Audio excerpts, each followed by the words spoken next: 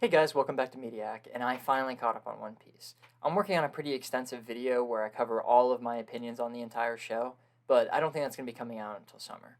I'm really loving Egghead, and I wanted to get right into talking about the chapters, so I decided to start making weekly reviews. As for this video, I'm going to be talking about chapters 1107 and 1108, these being the very first chapters that I was actually caught up for. So let's get into it.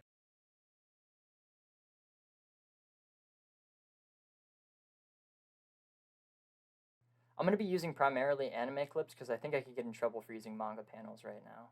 Alright, 1107. Not gonna lie, this is one of my favorite chapters of all time. The giant warriors appearing is so amazing, and Usopp's reaction is just unbelievably perfect. He has never been one of my favorite Straw Hats, so I hope that he has some cool upgrades when they all go to Elbaf. Going chronologically, the next point I have to bring up is my disappointment with Zoro. I love this guy, but come on. He knows the state they're in and is barely taking the fight seriously. But he only has a single page in this chapter, so it's not that much of a big deal. Up next is Bonnie seeing Gear 5 and Luffy hearing Nika for the first time. I loved how he made fun of her punch. It's such a Luffy way to cheer her up. It reminds me of how he acted with Momonosuke. And it goes without saying that the booming Dawn Gatling was so dope. But I have to say the star of the chapter was Sanji, because who else can make Kizaru make this face? At the end of the chapter, seeing the Blackbeard pirates continue to make their move is so satisfying. This chapter felt so good because it was released a few days after the Blackbeard versus Law fight in the anime. Teach is indeed special, and I believe that they actually can take over the world. And it's so obvious that he is the descendant of Rocks. Rocks wanted to take over the world, and so does Teach. It makes sense for the antagonist of One Piece. Luffy is inherited will from an adopted lineage, while BB is inherited will from a blood lineage. Chapter 1108 starts in a pretty ominous way. Kurobo does know too much, and him simply talking to Blackbeard will massively change the series moving forward, and I'm so excited to see what happens. I'm enjoying seeing more Marines. The series of Vice Admirals is a good excuse for Oda to make fun character designs.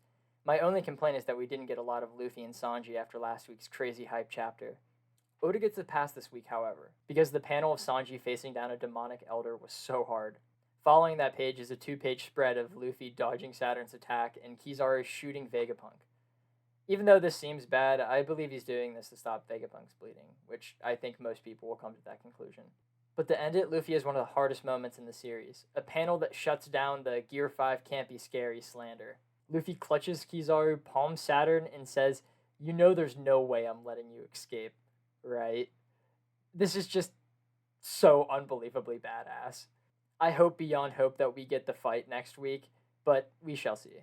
I think these chapters are weekly, but Oda's not super consistent anymore.